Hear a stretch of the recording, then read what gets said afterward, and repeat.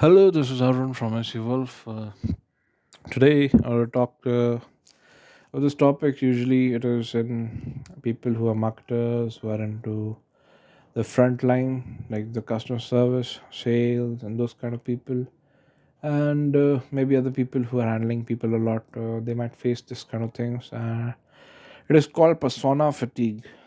So, persona fatigue is something that if you're kind of putting on a persona, like a customer service person puts on a persona when he's talking to customers, and he might not be talking the same way while he's speaking to his friends or maybe his boss or maybe other kind of people in his life, but they have to kind of put on that kind of persona and those kind of you could say a mask for maybe 8 hours, 10 hours, those kind of 8 hours, not 10 hours, but maybe a lot of times 8 9 hours every day.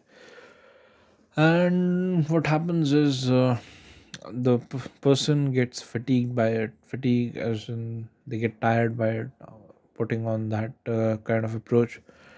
So the long term solution is to just try to keep it as close as possible. Try not to become kind of just a whole another human being, and try to get those aspects into your life, and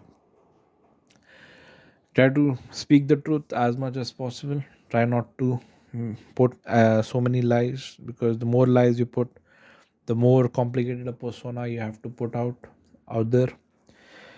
And the other thing is, there's some things you can control, like swearing. If you swear a lot, it's best to just stop swearing altogether.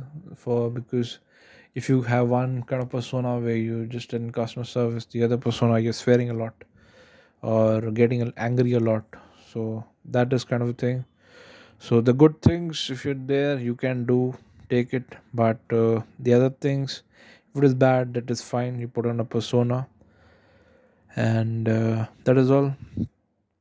But you have to recognize it, and that's because of it you need to take breaks sometimes from those kind of things. And it's important you have some kind of hobby or other people where you talk to, where you don't have to have a persona, because it's kind of a cultural thing also in India. A lot of times people have to put on persona for, they put on persona for meeting their friends, put on a new personality for when they are with their parents, put on new personality when they are with their work colleagues, put on just new personality when they are with their customers, and they figure out why they're so tired. And a lot of times it can be hard for your unconscious mind also to figure out what is the real you, how, what exactly do you think anyway.